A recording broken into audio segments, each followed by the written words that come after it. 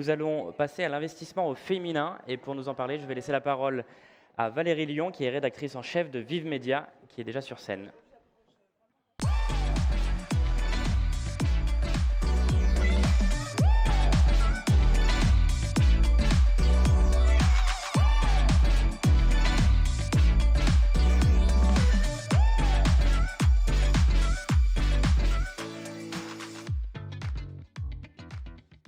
Merci. On enchaîne tout de suite sur la question d'investir au féminin, qui a été bien introduite par la précédente table ronde.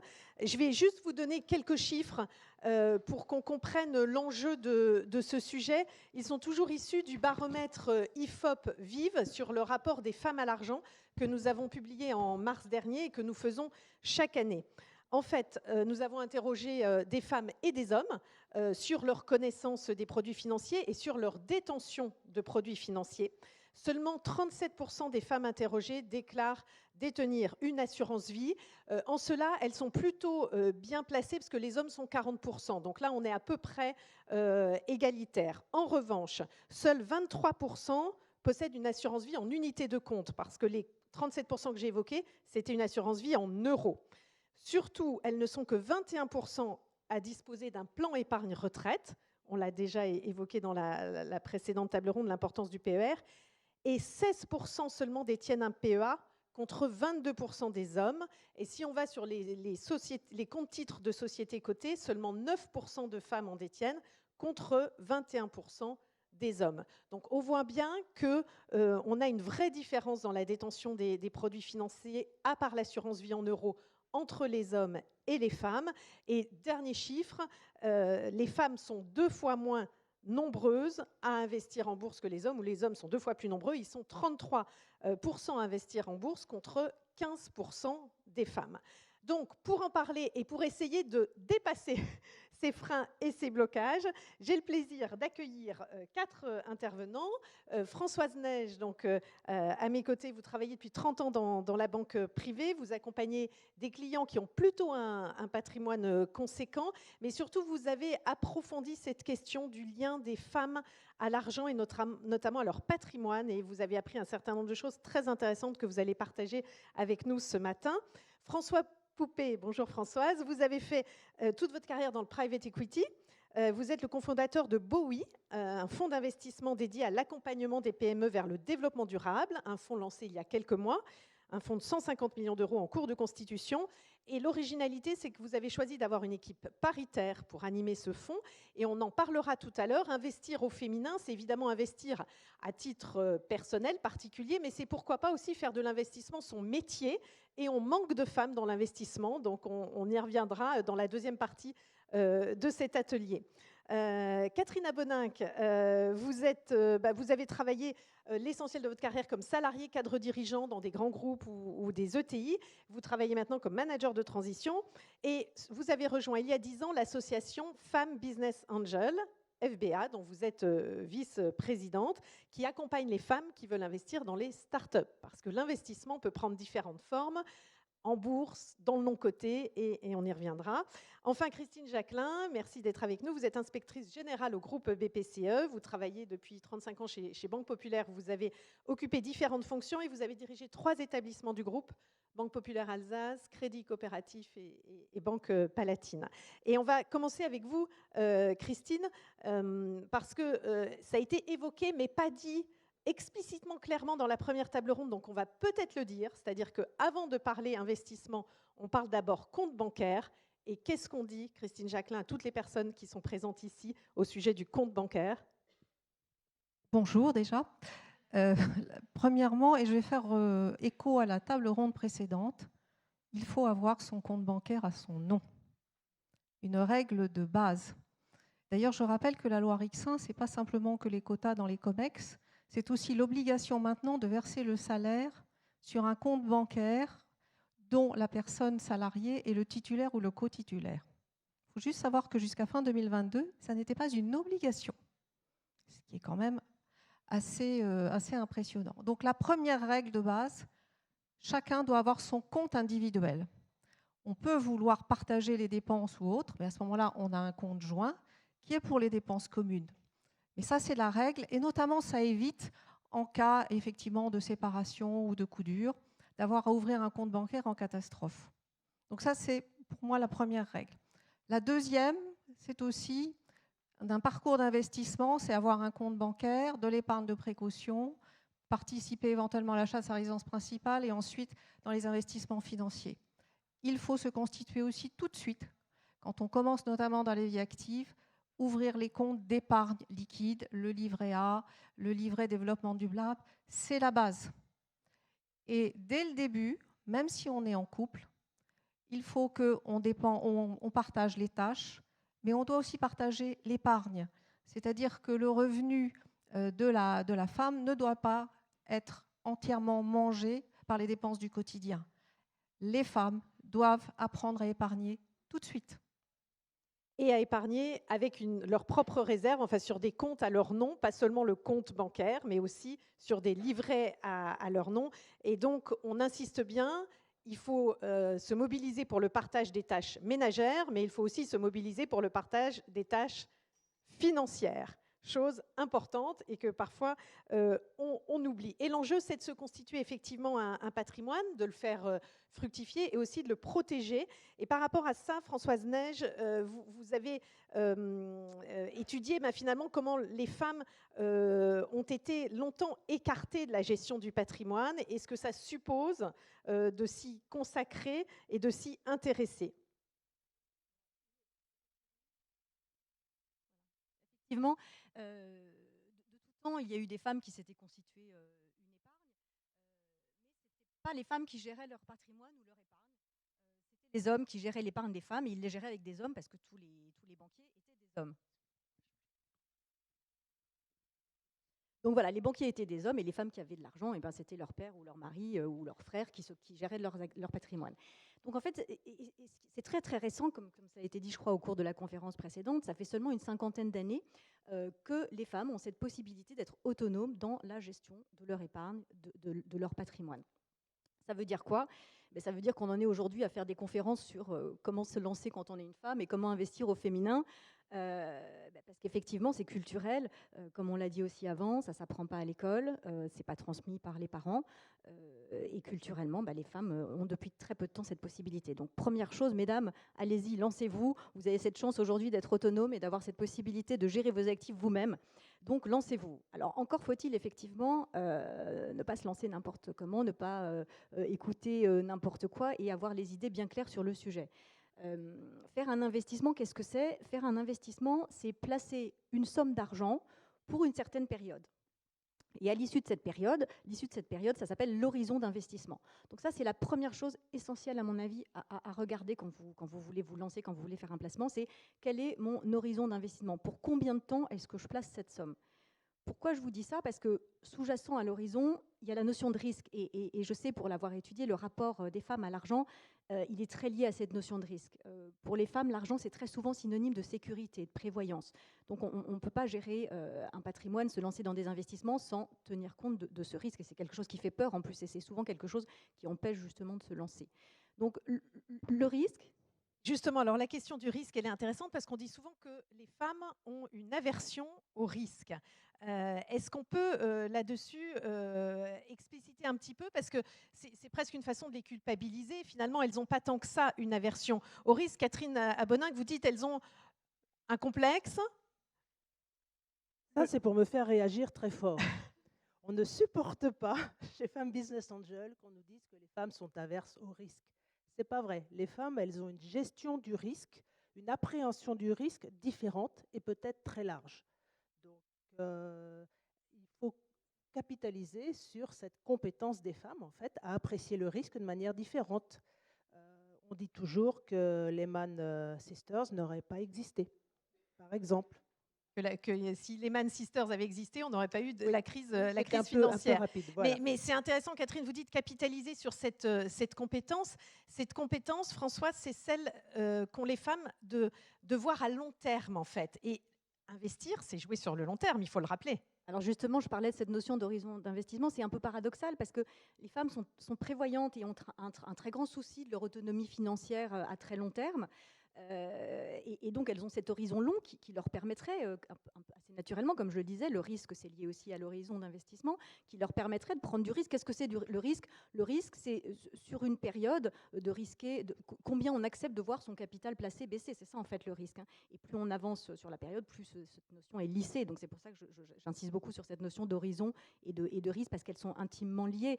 Et ce qui est paradoxal, c'est que les femmes, assez naturellement, ont un horizon très long. C'est-à-dire que moi, j'ai rarement vu des femmes qui sont prêtes à prendre beaucoup de risques pour gagner beaucoup d'argent très rapidement. Alors, ça existe certainement. Je ne veux pas faire rentrer des gens dans les cases, c'est pas ça. Mais généralement, c'est vrai qu'une femme, quand elle investit, elle a des notions à très long terme parce qu'elle fonctionne en fonction d'objectifs à court terme, d'objectifs à moyen terme, d'objectifs à long terme. Et effectivement, on ne va pas proposer les mêmes placements si c'est pour placer de l'argent à 12 mois pour se payer un voyage ou s'acheter une voiture, ou si c'est pour financer les études des enfants à horizon 5 ans, ou si c'est pour se prévoir une retraite ou un complément de retraite à beaucoup plus longue période.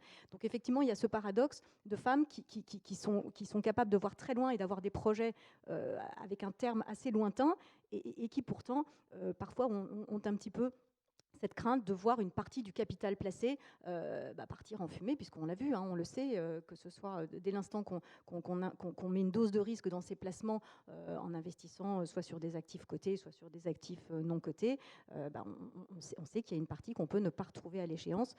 Donc ce risque peut faire peur. Simplement, ce qu'il faut savoir, c'est que plus on diversifie ses investissements et plus on adapte bien le niveau de risque à l'horizon d'investissement, moins on a de risque justement de voir une partie de son capital partir en fumée. Alors ça, c'est l'autre mot-clé, long terme et diversification. François Poupée.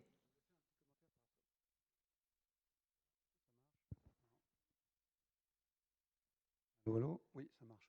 Un petit commentaire par rapport à ce qui a été dit, parce que moi je trouve que la notion de risque, et je suis complètement d'accord avec Catherine, c'est pas, il y a peut-être des différences de perception du risque entre les hommes et les femmes, mais d'abord, investir dans un PEA, un livret A, etc., c'est placer son épargne sans risque. Donc il y a une question d'allocation. Il faut d'abord raisonner en termes d'allocation. Il faut d'abord avoir du patrimoine à investir avant d'investir. Donc d'abord, on fait des classes d'actifs sans risque. Du livret A, on le met au plafond, ça fait déjà 25 000, etc. Et puis petit à petit, on commence à se dire, j'ai un peu plus que tous ces produits-là, qu'est-ce que j'en fais? Alors effectivement, peut-être qu'une femme va dire, dans mon allocation d'actifs, je vais mettre 5% de mon patrimoine à risque, alors qu'un homme qui serait soi-disant un peu plus prêt à prendre des risques va dire 10%. Mais c'est tout. Une fois qu'on a défini son allocation, il ne faut pas mettre zéro, parce qu'à un moment donné, c'est idiot. Parce qu'effectivement, quand on a le temps devant soi, le risque, c'est que effectivement, soit l'argent part en fumée, soit quand on en a besoin, c'est à ce moment-là que le patrimoine a baissé. Donc il faut pouvoir se dire, j'en ai pas besoin, je garde pour longtemps, etc. Mais donc voilà, c'est une question d'allocation. Ce n'est pas une question de culture, sauf que les gens ont été habitués à ne pas faire ces allocations, et les femmes notamment. Catherine. Moi, je constate que le vrai frein qui fait que les femmes sont peut-être moins enclines à prendre des risques, en fait, ce sont les enfants. Ce n'est pas leur raisonnement féminin, c'est le sentiment de responsabilité à l'égard des enfants. Et de se dire, tant que je n'ai pas offert un logement à mon fils, à ma fille, est-ce que je peux m'autoriser à mettre de l'argent à risque sur ma propre décision? C'est ça dont il faut se défaire, je crois, le complexe de la bonne mère de famille. Alors, se défaire du complexe de la bonne mère de famille, miser sur le long terme, ce que savent très bien faire les femmes, parler en termes de projets, vous l'avez dit, diversifier. Et Christine Jacquelin, se former et s'informer, c'est quand même l'essentiel. Et là, il y a quand même des personnes qui jouent un rôle clé, ce sont les conseillers financiers. Bon, donc les conseillers financiers, nous, on a vu dans notre enquête qu'ils sont moyennement appréciés par les Français en général, je suis désolée de le dire, et particulièrement par les femmes qui ne leur font pas vraiment confiance. Donc comment est-ce qu'on peut rétablir cette relation de confiance entre les conseillers financiers et les femmes qui, c'est la première personne vers laquelle elles se tournent si elles veulent investir? Alors, je voudrais apporter un bémol, parce que nous faisons aussi des enquêtes de satisfaction. En général, nos clients apprécient la relation avec leurs conseillers financiers. En plus, je vous rappellerai qu'aujourd'hui, 57% de l'effectif en France est féminin. Et dans nos... Chez vous? Non. Chez vous, dans la banque en général? Au niveau de la banque française. Au niveau de la banque française en général. Il y a 57% de femmes dans les banques françaises en France. Et il y en a encore plus, généralement, dans les agences de proximité. Donc, souvent, le conseiller de clientèle ou le conseiller financier, c'est une femme, à peu près à 60-65%. conseiller en gestion de patrimoine, c'est déjà un peu différent. Comme par hasard, il y a un peu plus d'hommes. C'est fou, dans la banque, de toute façon, il y a toujours plus d'hommes là où c'est mieux payé. Mais bon. Mais pas que dans la Pas banque. que dans la banque. Oui, je crois aussi. Et donc là, il ne faut pas hésiter à dialoguer. Et surtout, comme disaient les interlocuteurs, c'est quoi votre horizon de placement? Quels sont vos projets? Quels sont vos besoins? Parce que, bien évidemment, chaque parcours de vie est différent. Et c'est pour ça que les femmes doivent peut-être mieux exprimer je veux protéger mes enfants, je veux pouvoir leur payer des études ou autres, je veux me payer une retraite un peu plus importante que ce que j'aurais. Il faut le dire parce que derrière, bien évidemment, la réponse et le conseil que le conseiller de clientèle donnera ne sera pas la même. Alors, c'est vrai que de temps en temps, on dit ce serait bien que vous veniez avec votre mari, etc. Je rappelle aussi ce qui a été dit tout à l'heure. C'est pas du tout la même chose quand on vit en couple de ne pas être marié, d'être pacsé ou d'être marié. Et parfois, le conseiller de clientèle va vous dire il faut que vous veniez avec votre mari. Ben oui, parce que quand on est marié en communauté, il y a un certain nombre d'actes qu'on ne peut pas faire tout seul. Et ça aussi, il faut bien l'expliquer à son conseiller de clientèle. Il faut bien expliquer sa situation de famille, parce que les enjeux et les risques sur son patrimoine quand on est une femme ne sont pas du tout les mêmes quand on est en concubinage, quand on est pacsé ou quand on est marié. Et puis après, tout dépend du régime. Et dernier sujet, je fais aussi écho à ce qui a été dit tout à l'heure, il y a une inégalité fiscale profonde. Généralement, les femmes gagnent moins que les hommes, ce n'est pas toujours le cas, mais hélas, c'est souvent le cas. Et c'est vrai que la fiscalité en France, avec ce quotient familial, eh bien, ça favorise les hommes au détriment des femmes. Ça, c'est ennuyeux. Ce serait bien que le taux individualisé ne soit pas un choix, mais soit mis par défaut dans le prélèvement à la source. Ça va être fait bientôt. J'ai cru comprendre que ça allait évoluer, mais ça peut changer singulièrement, effectivement, la perception à l'intérieur du couple. Et donc, quand je dis fiscalité, eh bien, ça veut dire aussi qu'il faut aussi préparer son investissement, son épargne, en fonction de sa propre fiscalité. C'est là où il peut être intéressant d'investir sur des supports assurance-vie, sur des supports PEA à une étape de sa vie pour pouvoir optimiser la fiscalité. Sujet où souvent les femmes s'occupent moins de ces aspects-là que les hommes à l'intérieur d'un couple. Donc 2 points à regarder de près, la fiscalité. Et juste avant, parce que vous l'avez évoqué, mais rapidement, pour les femmes qui sont mariées, la question du régime matrimonial qui est essentielle puisqu'elle va déterminer un petit peu la façon dont va être géré le patrimoine. Donc il ne suffit pas de regarder ce qu'on est marié, pas marié, il faut voir sous quel régime on est marié et ça a évidemment un impact. Françoise Neige, vous avez une règle de base que vous dites pour les femmes pour investir, surtout Oui, alors pas que pour les femmes, mais la première règle, effectivement, c'est surtout ne jamais investir sur un placement que vous ne comprenez pas. Si vous ne le comprenez pas, c'est que ça a été mal expliqué, et il faut vous le faire expliquer jusqu'à ce que vous compreniez. Ça, c'est la première règle. Et juste quelques clés quand même importantes qu'il faut avoir en tête. Il ne faut pas confondre les enveloppes, on parlait de fiscalité, ne confondons pas les enveloppes et les classes d'actifs, c'est-à-dire les actifs sur lesquels vous placez votre argent. Les enveloppes, c'est le PEA, c'est le contrat d'assurance vie, ce sont des enveloppes avec effectivement une fiscalité particulièrement avantageuse, notamment ce sont des enveloppes de long terme, mais à l'intérieur, on met ce qu'on veut. Donc ne confondons pas les deux. Et juste aussi quelques clés, donc ça veut dire quoi? Ça veut dire qu'à court terme, on va pouvoir placer sur des actifs à horizon 6 mois, 12 mois, 18 mois qui sont sans risque, avec un rendement qui aujourd'hui, on a de la chance, les taux ont remonté, le risque est, le sans risque est à nouveau rémunéré. Donc des placements sans risque aujourd'hui, ça va aller sur un horizon un an de 3 à 5% en fonction des placements. Ensuite, sur des horizons un petit peu plus longs, des placements un peu plus risqués, des obligations ou des actions cotées. Là, sachez que sur un horizon supérieur à 5-7 ans, la rentabilité annuelle moyenne de ces placements attendus, c'est de l'ordre de 6%. Et puis, au-delà, on va aller vers des investissements non cotés, ce qu'on appelle le capital investissement ou le private equity. Vous achetez, vous investissez au capital de sociétés qui ne sont pas cotées en bourse, donc ce n'est pas liquide, c'est beaucoup plus risqué.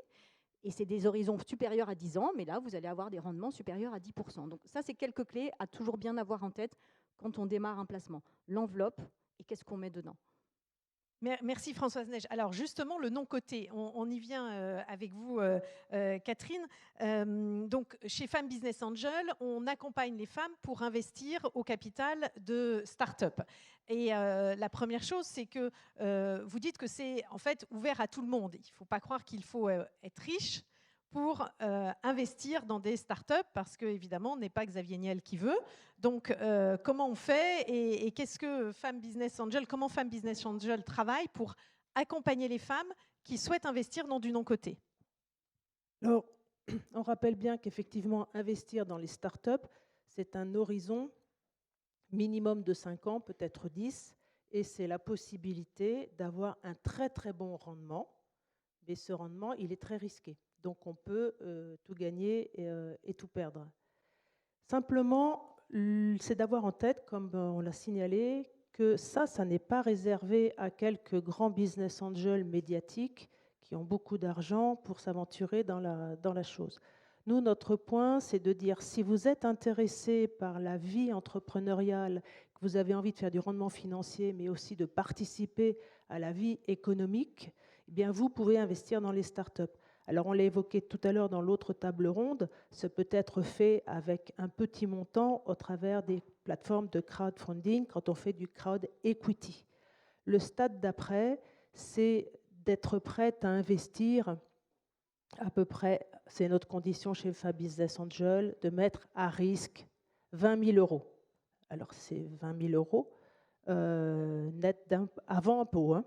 Alors, il faut peut-être redire, quand on se lance dans un investissement de ce type, quelle part du patrimoine disponible ça ne doit pas dépasser, parce que justement, il ne faut pas se mettre en danger de ce point de vue-là. Donc, on rappelle toujours que ça ne devrait pas dépasser, enfin, ça devrait être compris entre 5 à 10% maximum de son patrimoine hors immobilier. Il ne s'agit pas d'aller mettre à risque sa maison pour... Voilà. Donc, c'est vrai que 20 000 euros, c'est déjà une somme, mais on peut y réfléchir parce que 20 000 euros moins la déduction fiscale proposée au business angel, 25%, c'est en fait un investissement de 15 000 euros. Donc on pourra voir à peu près, après plus en détail comment nous, on essaye d'accompagner les femmes qui sont intéressées par cette aventure, en leur, non seulement en leur parlant de l'investissement, développant de la formation, mais surtout en leur donnant accès au panel de start-up dans lesquels il va être intéressant d'investir et de les accompagner pour mener des instructions et, encore une fois, apprendre bien au-delà de son rendement financier, de son patrimoine, beaucoup de choses sur la vie de l'économie. Alors, ce que vous dites, Catherine, chez FBA, c'est qu'effectivement, investir, c'est aussi devenir actrice de l'économie, hein, que ce soit d'ailleurs à travers les produits qu'on a déjà évoqués ou directement au capital de start-up. Donc, vous accompagnez les femmes. Vous pouvez juste détailler comment vous les accompagnez, parce que c'est vrai que finalement, on se dit, bon, OK, alors je ne vais pas le faire toute seule parce que ça me paraît un peu difficile de me lancer toute seule. Donc, je vais rejoindre une association comme Femmes Business Angel. Que va m'apporter cette association? Vous l'avez dit, de la formation, mais aussi l'accès aux startups à travers des séances de pitch. Oui, et puis surtout le partage d'expériences avec d'autres femmes investisseuses.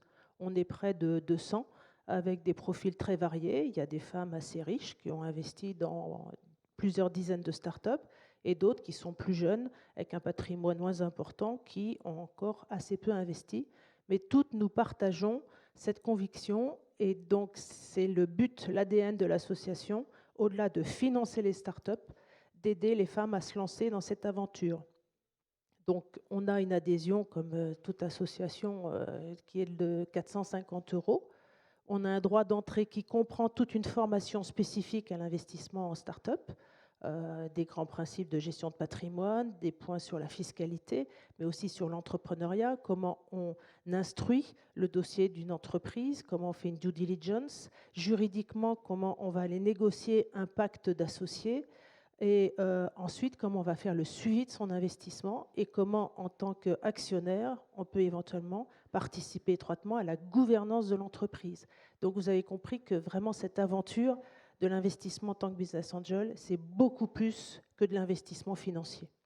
Et aussi, in fine, comment on peut sortir de son investissement et à quel moment le faire. François Poupée, vous vouliez réagir? Oui, peut-être un commentaire. Alors, on va dire que je dis toujours la même chose, mais je pense que là aussi, c'est une question de diversification des risques et d'allocation. Quelqu'un qui aurait 15 000 euros pour mettre dans ce secteur-là, qui est un secteur risqué, rentable mais risqué, quelqu'un qui dit je vais en mettre sur une ou deux entreprises, ce serait l'hérésie. Parce que le risque est fort. Donc si vous choisissez de mettre 15 ou 50 000 euros sur une ou deux entreprises, le risque que ça vaille zéro à la sortie est très fort. Il faut diversifier.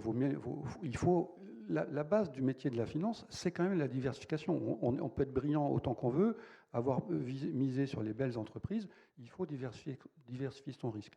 Donc effectivement, quand on fait de l'investissement direct dans les PME, ce qui est quand même le niveau ultime, c'est on est le plus proche du risque. Donc effectivement, si ça trébuche au niveau du terrain de l'entreprise, effectivement, toute la chaîne au-dessus trébuche. Donc si on est directement là-dedans, c'est là qu'on perd. Donc il faut diversifier. L'autre façon, c'est de diversifier en mettant de l'argent dans des fonds d'investissement. Ce n'est pas parce que je représente un fonds, mais un fonds lui-même va faire 10 ou 15 investissements, ou 20. Donc en mettant le même montant dans un fonds, qui ferait exactement la même chose que si vous le faites en direct, au lieu d'investir dans une entreprise, vous investissez dans 15. Donc le risque que les 15 trébuchent, il est plus faible. Donc c'est pour ça que tout ça n'est qu'une strate de niveau de risque et d'horizon. Les horizons sont un peu les mêmes.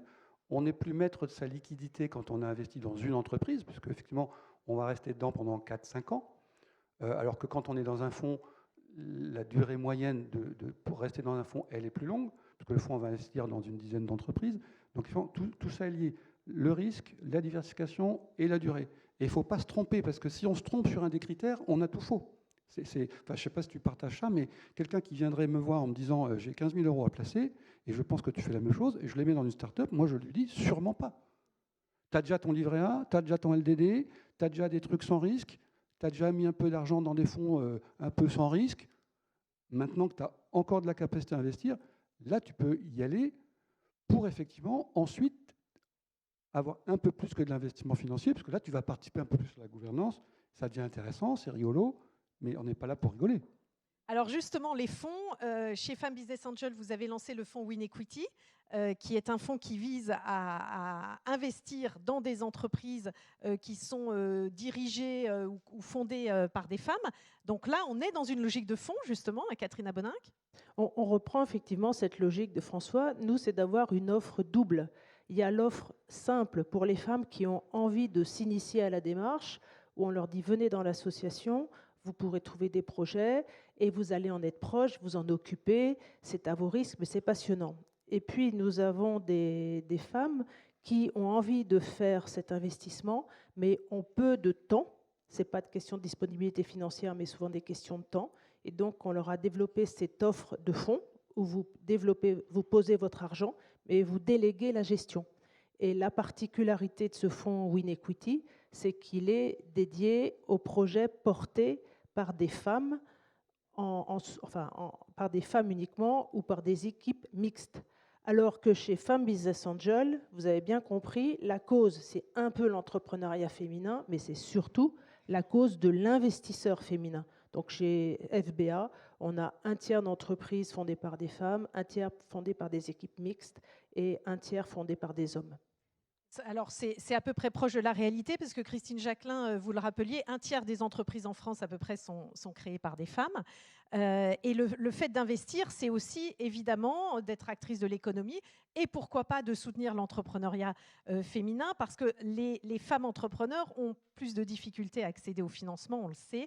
Toutes les études le montrent, alors que, vous disiez, les femmes entrepreneurs, en général... Du point de vue du banquier, c'est généralement un bien meilleur risque. Je vais peut-être vous surprendre, mais une société créée par une entreprise créée par une femme a 2 fois moins de risques de mourir que celle créée par un homme. Notamment quand j'étais dans la facturage, on avait fait une étude avec des sociétés de recouvrement et c'était impressionnant. Et je voudrais aussi rappeler qu'effectivement, en France, un tiers des entreprises de toute taille sont créées par des femmes. Alors bien évidemment, il y a ce qu'on appelle des boutiques, des salons de coiffure, des salons d'esthétique, donc ça, ce sont des femmes. Après, on dit elles ont du mal à lever des fonds. Ça, c'est vrai, Mais en général, beaucoup de femmes qui créent des entreprises n'ont pas forcément besoin de lever des fonds. Et généralement, nous les banquiers, on est là pour financer l'installation de ces boutiques, de ces salons de coiffure ou autres. Hein. Quand j'étais en banque populaire, c'est une grande partie de notre activité. En revanche, quand il s'agit de lever des fonds, parce qu'on a des projets plus importants, là, ça devient un peu plus compliqué. J'ai eu l'occasion d'accompagner une jeune femme il y a 3-4 ans qui avait un très beau projet sur Toulouse de création d'un hôtel. Et c'était une dame qui était ancienne directrice financière d'un grand groupe, et qui avait un projet. Elle me l'envoie. Je me dis, son projet, il a l'air quand même bien ficelé. Et elle me dit, j'ai essuyé 4 refus bancaires. Je n'arrive pas à me faire financer. Donc je regarde son pitch, son projet. Je me dis quand même, il a l'air très bien. Je contacte un de mes anciens administrateurs qui était à la tête d'un petit groupe d'hôtellerie en Alsace. Comme elle était à Toulouse, je me suis dit, ils ne seront pas concurrents. Il regarde le projet, il me dit, son projet est formidable. D'ailleurs, si les banquiers ne veulent pas financer, moi, je suis prêt à mettre des sous. Mais il me dit, mais tu comprends, la façon dont elle a présenté son projet, eh bien, ça ne le fait pas. Par exemple, elle disait, je vais être accompagnée de ma belle-sœur, de je ne sais plus qui, de ma famille, etc. Il dit ça, on s'en fout. En revanche, sa belle-sœur, elle a 20 ans d'expérience dans le groupe Accor. Et c'est ça qui est important. Et en fait, le sujet que j'ai eu à traiter avec elle, c'était de retravailler son pitch, de retravailler son projet, qui était extrêmement sérieux. Et en fait, en le retravaillant, eh bien, on a refait la tournée des banquiers.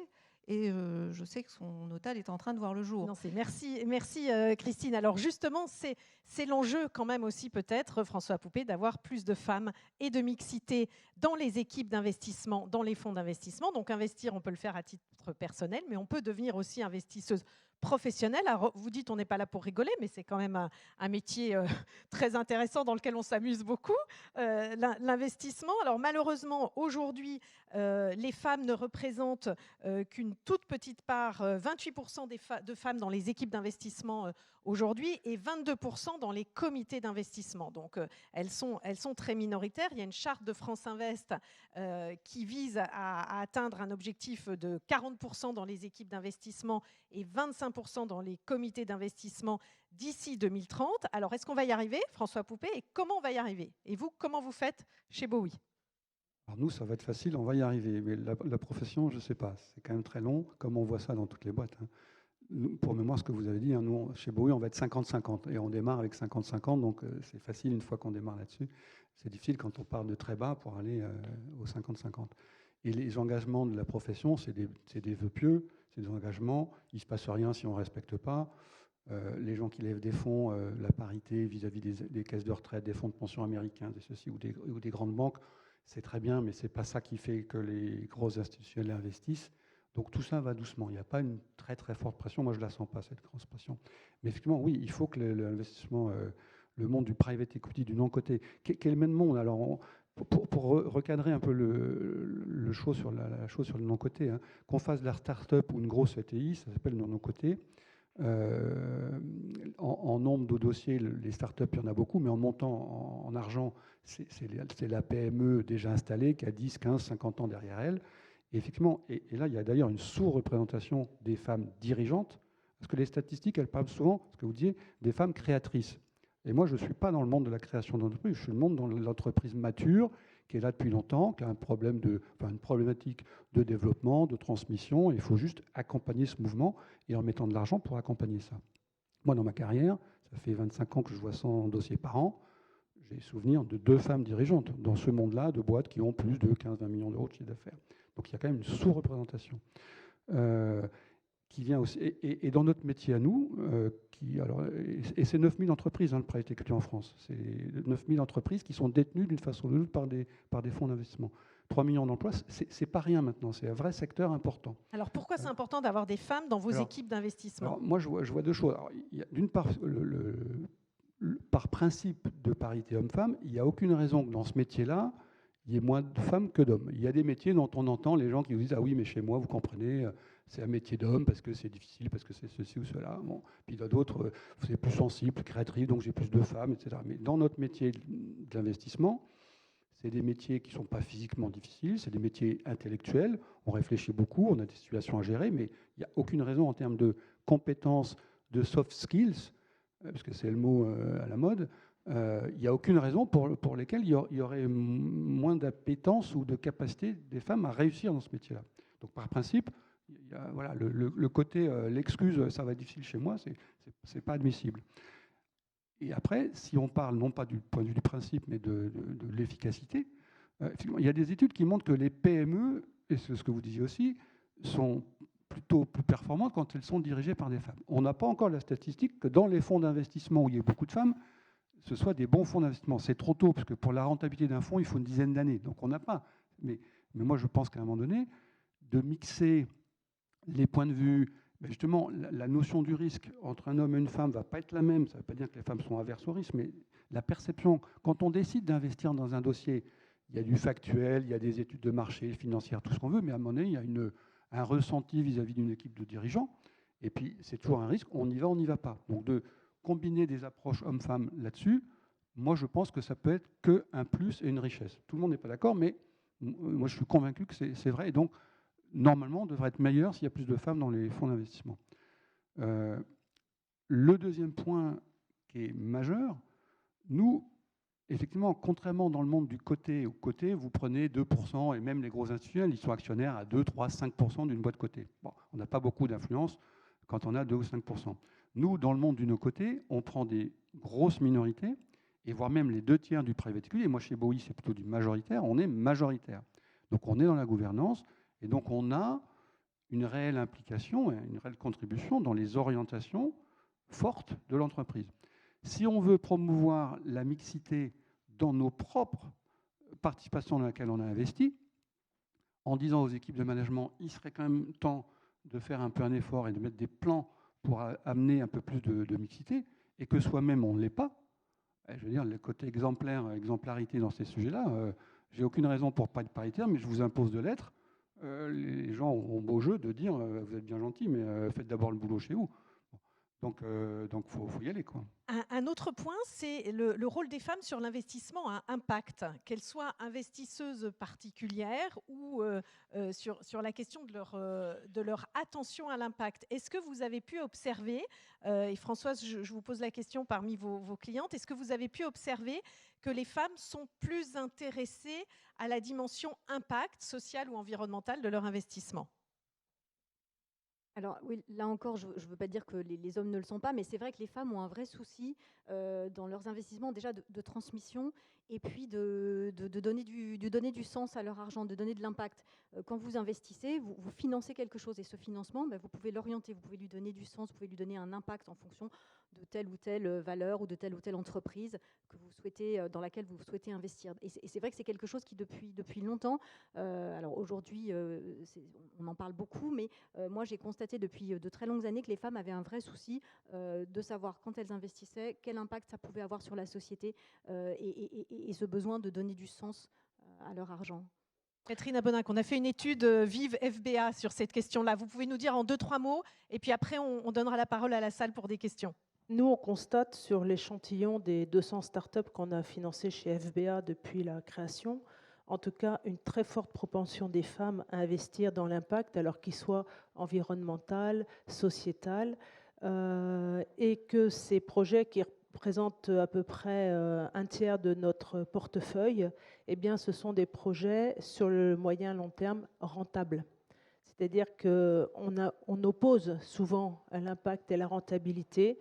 Nous, à la hauteur de ce petit échantillon, on peut dire que oui, l'impact est rentable et il a du sens.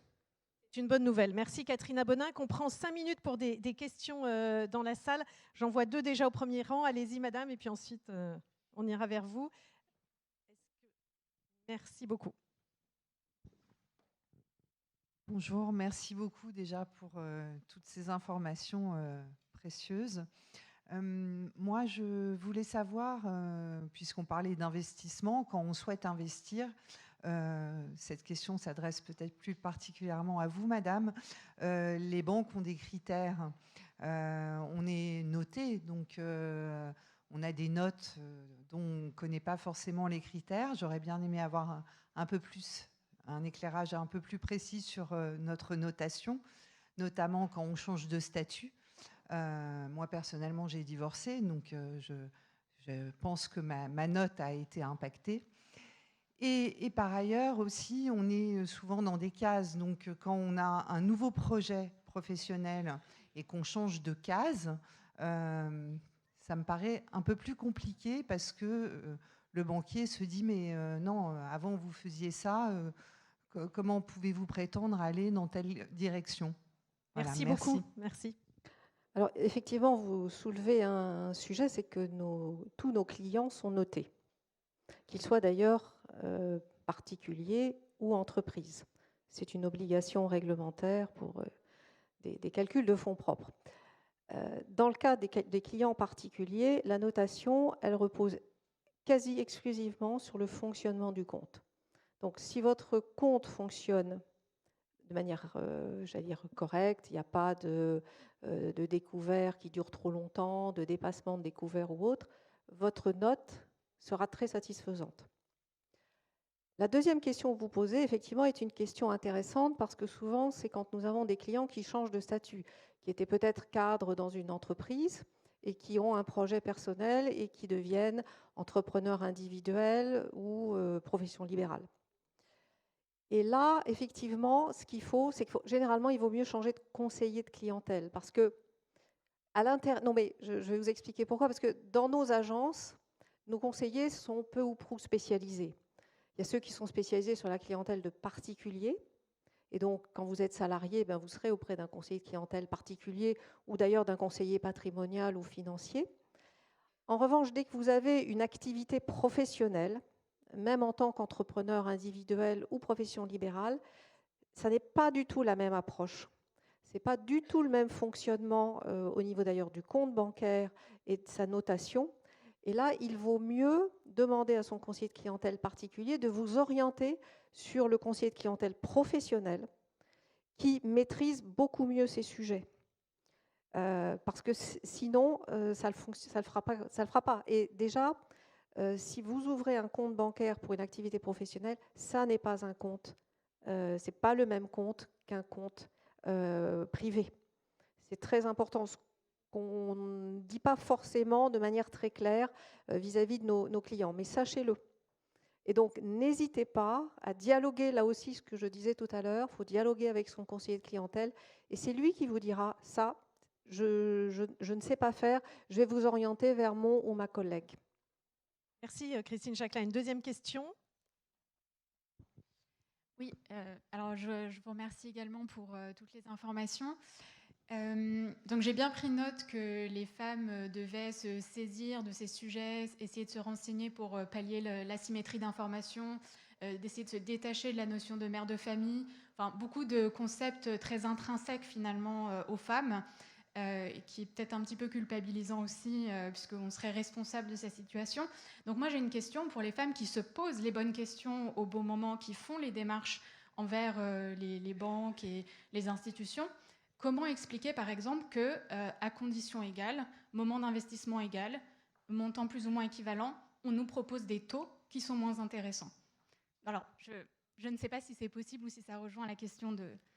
Alors, madame, je vais vous dire, c'est exactement la même chose que dans les entreprises. Je vois les messieurs demander des augmentations de salaire et les dames attendent qu'on reconnaisse qu'elles ont bien travaillé pour leur en donner.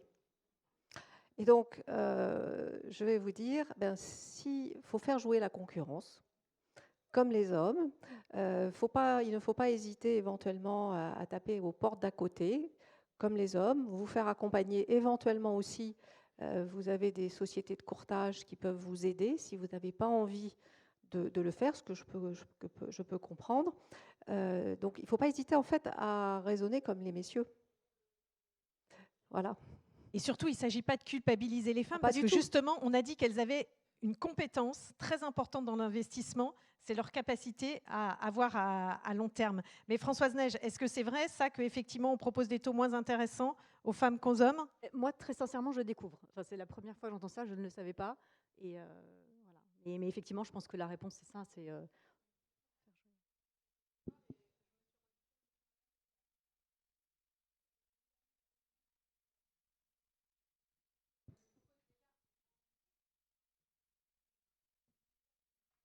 ça prouve qu'il y a encore beaucoup de chemin à faire pour vous, mesdames. Donc, Dans les relations avec les banques. réclamez à votre conseiller financier les meilleurs Prenez rendements confiance, et les oui, taux c'est plus intéressants. un sujet de confiance, hein, vraiment. Voilà. Donc, Et puis prenez n'hésitez pas à confiance. venir avec les propositions de vos amis garçons. Hein. Je crois qu'on doit s'arrêter là. On ne pourra pas prendre une dernière question. Je vous remercie. Catherine, Valérie, je voulais juste un te dernier dire, point. si votre banquier ne veut pas faire rentrer un dossier de start-up dans votre PEA, vous insistez. Oui, parce Tout que le est affaire de dialogue. Le PEA peut accueillir du non-coté et on ne le sait pas forcément. Si vous ne voulez pas vous lancer dans du non-coté directement, vous pouvez en mettre dans votre PEA. Demandez-le à votre conseiller financier. Merci Christine Jacquelin, Catherine Aboninck, François Coupé et Françoise Neige d'avoir été avec nous ce matin pour cet atelier, cette live session. Merci beaucoup. Merci Valérie. Parce qu'il n'est jamais trop tôt pour lutter contre les inégalités. Parce que le monde change et que les femmes aussi en sont les architectes. Parce que nous avons besoin de modèles inspirants pour atteindre les objectifs de parité. Pour que ce sujet n'en soit plus jamais un. Pour réussir cette transformation, il nous faut de l'ambition. Sur tous les sujets qui comptent, c'est à nous d'agir. Ensemble, faisons bouger les lignes.